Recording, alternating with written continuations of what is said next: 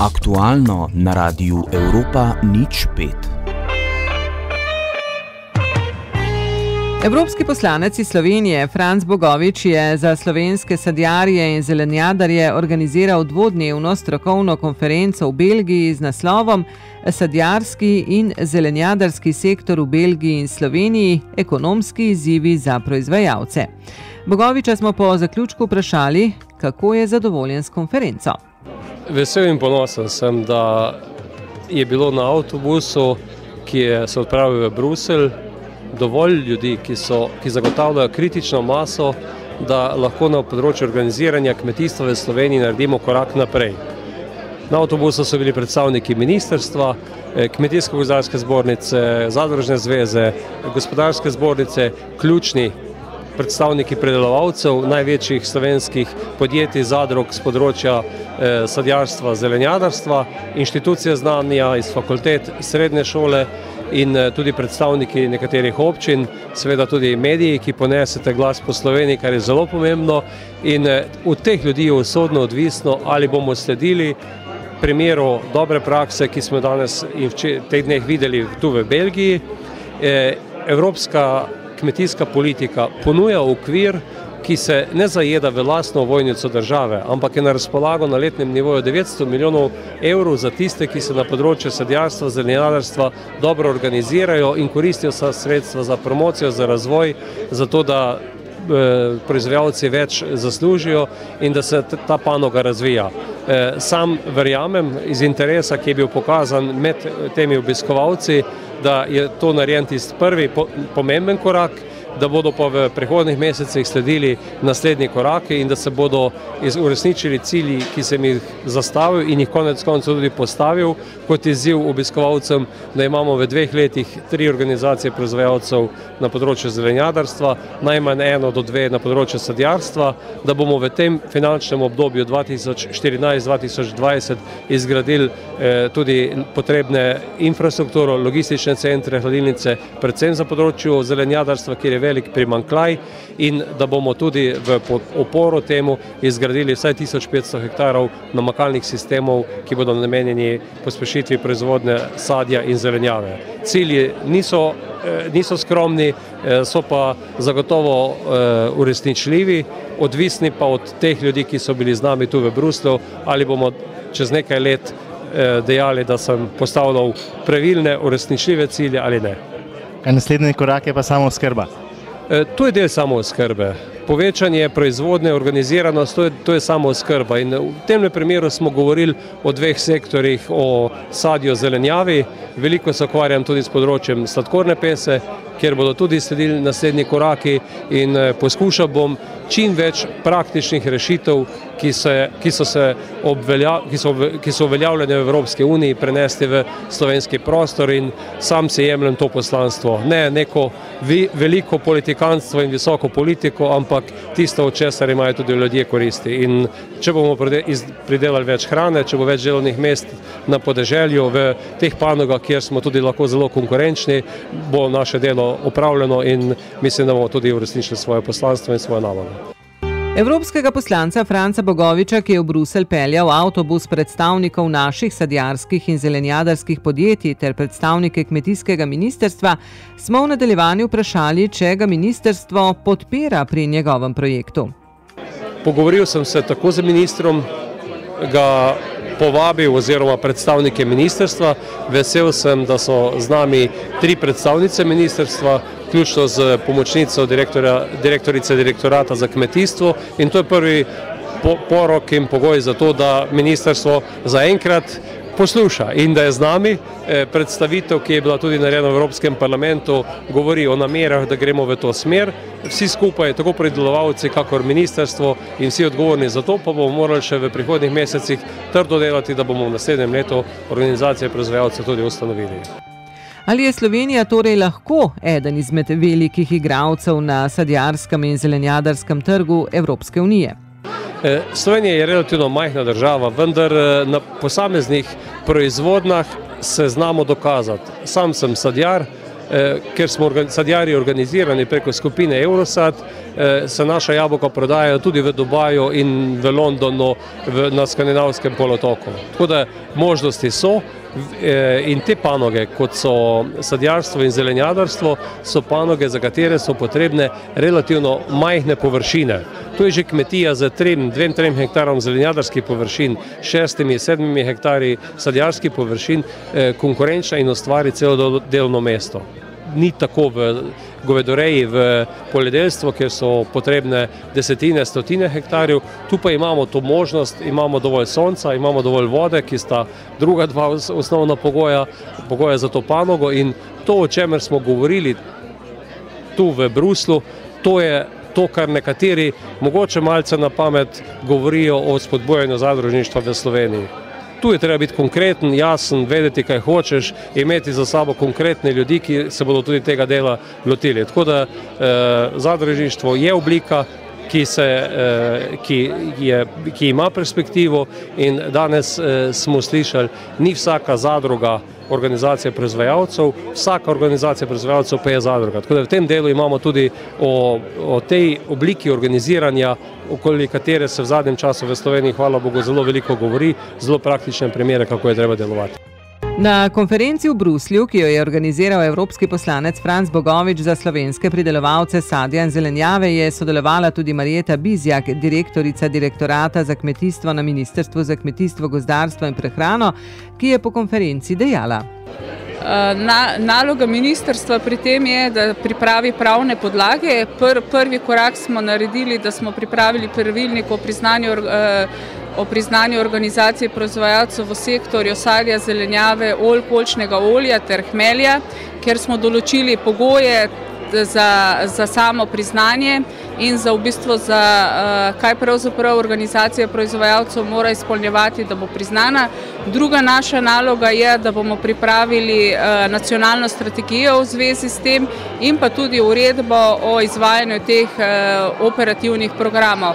Vse ostala naloga pa je v bistvu na samih proizvajalcih, tako kot zdaj že 2 dni poslušamo, ko hodimo okoli po Belgiji, da je dejansko interes oziroma pobuda mora priti od spodaj navzgor. Se pravi, zato morajo biti zainteresirani pridelovalci sami. Je torej Slovenija dovolj zrela, da izpelje projekt evropskega poslanca Francija Bogoviča? Glede na to, da se o tej zadevi že na ministrstvu pogovarjamo precej let in tudi ko smo pripravljali strategijo o izvedbi resolucije o strateških usmeritvah slovenskega kmetijstva in živilstva, zagotovimo si hrano za jutri, moram reči, da so v vseh sektorjih od živinorejskih do rastlinskih nekako ugotavljali, da je v kmetijstvo največja težava, ker so pridelovalci nepovezani, neorganizirani in da so na ta način tudi najšibkejši člen v verigi. Jaz mislim, da tudi v Sloveniji počasi prihaja spoznanje ali pa čas, da bodo zadeve dozorele in da bodo nekako spoznali, da bodo le skupaj močnejši. Čedalje več se govori o samooskrbi. Je torej lahko Slovenija zaradi tega tudi samooskrbna? Slovenija nikakor glede na naravne danosti, ki jih imamo, ne more biti samooskrbna. Samooskrbna je lahko pač na določenih sektorjih, to so predvsem živinorejski sektorji, kjer je naša samoskrba več kot 100%, to je pridelava mleka, pitanje govedi in pa pitanje piščancev, medtem ko v rastlinskem sektorju po naši oceni in pa tudi vseh strateških ciljih, ki smo si jih v tej strategiji zadali, realnih možnosti, da bi dosegli samooskrbo nimamo. Smo si pa zadali cilj v sektorju pridelave pšenice, da odkup krušne pšenice do leta 2020 povečamo na 130 tisoč ton krušne pšenice in da tudi v sektorju zelenjave povečamo našo samooskrbo iz zdajšnjih 33%, kot znaša v tem trenutku, na 60% do leta 2020. Jaz upam, da bodo s temi ukrepi ki smo jih določili za obdobje 2015 do 2020, da bomo te zadeve dosegli. Saj smo v okviru neposrednih plačil proizvodno vezali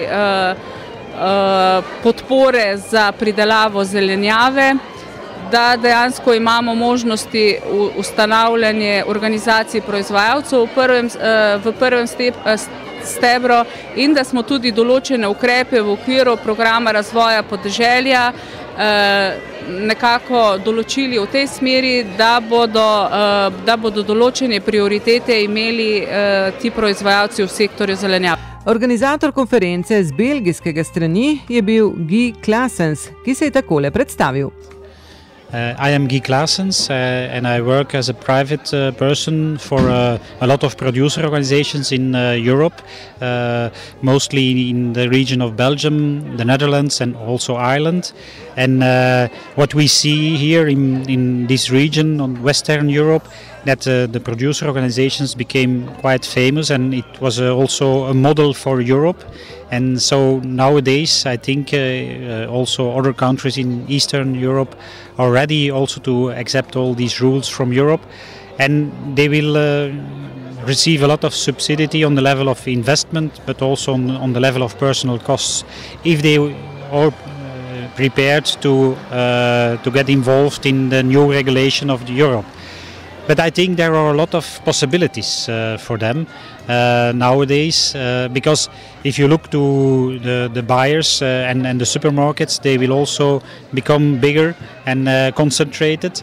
If you don't do it as a producer, then you will lose at the end also the market. So it means that you need to be you need to be in one or other way. You need to be competitive, yes. So it means that you need to also to join you together and found some new systems, selling systems, that you also can offer a better product or a better volume to all the big supermarkets. And that's what we see. We have a rate of more than 90% of producers that are delivering their products to producer organizations. We are one of the best in Europe, together with the Netherlands. So I think nowadays it's worth to see that there are also possibilities for the Slovenian and also the Eastern countries nowadays. Yeah.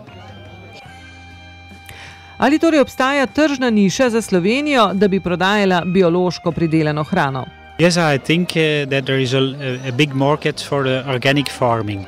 And I believe that a lot of consumers, European consumers, that has a lot of money, that they can afford also better products or organic products. So there is, but on the traditional way, I don't think that you will get some market penetration, or you need to find some niche product. Then it's possible. But if you look only to the traditional products like carrots or fruits like apple and pears, then I don't think that you will manage it at the end. But if you go to a niche market, that's okay. And if you go to the organic farming system, then there is also a willingness of paying more on the level of the price setting of the products. In kako gleda na projekt evropskega poslanca Francija Bogoviča? I think it's good that they can see and feel what's happening here. I don't think that they need to copy it, but they need to think in their situation what they can do. And I'm convinced that there is a lot of possibilities and opportunities that they can work out. Because we saw that there is a possibility that you can also offer your producers a better price at the end. And if you look to the producer organizations, they succeeded in that situation. And that's all I can say.